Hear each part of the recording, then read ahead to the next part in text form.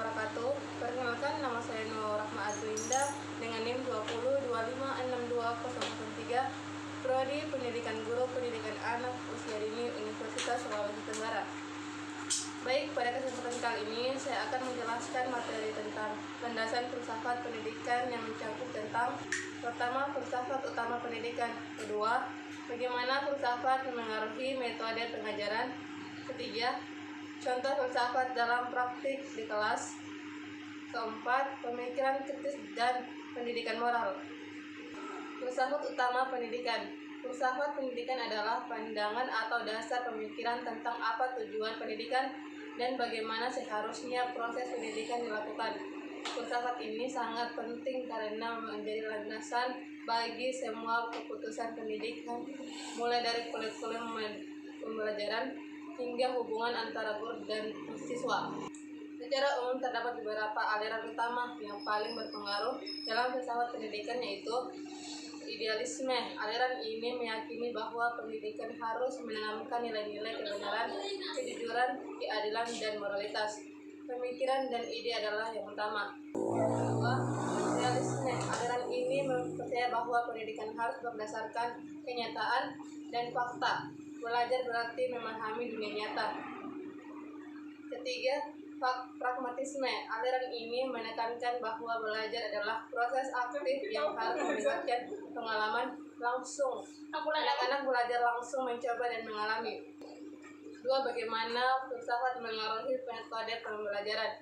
Filsafat secara mendalam mengaruhi metode yang digunakan guru serta asumsi dasar mereka tentang bagaimana proses belajar terjadi, yaitu yang pertama, idealisme, menekankan dialog, refleksi, dan diskusi.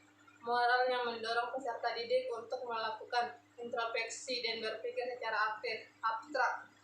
Kedua, realisme, mendukung pembelajaran yang terstruktur dan sistematis, seperti demonstrasi, pengulangan, dan pembelajaran faktual, dengan penekanan pada objektivitas dan ketetapan. Ketiga, pragmatisme, mempromosikan metode pembelajaran berbasis pengalaman dan penyediaan, di mana siswa belajar melalui interaksi eksperimen dan pemecahan masalah.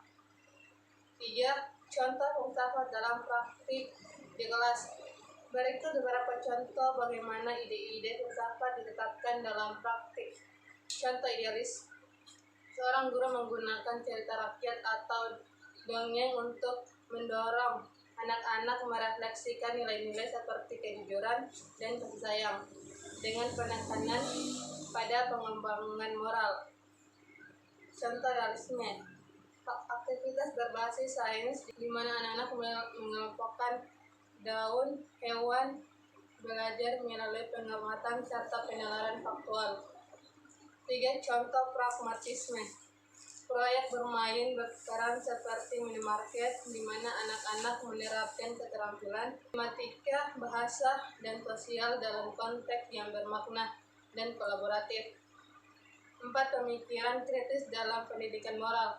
Berpikir kritis mencakup kemampuan untuk mempertanyakan, menganalisis, dan mengevaluasi gagasan secara logis. Sementara itu, pendidikan moral berfokus pada pengembangan penalaran etis, empati, serta rasa keadilan. Setiap aliran filsafat menawarkan jalur yang berbeda menuju tujuan tersebut. Satu, idealisme, menumbuhkan penalaran moral melalui refleksi terhadap kebenaran universal. Dua, realisme, menekankan pembelajaran prinsip moral melalui pemahaman aturan sosial dan konsekuensinya. Tiga, pragmatisme, mengembangkan penalaran moral melalui keterlibatan dalam pemecahan masalah secara kooperatif dan kehidupan sosial.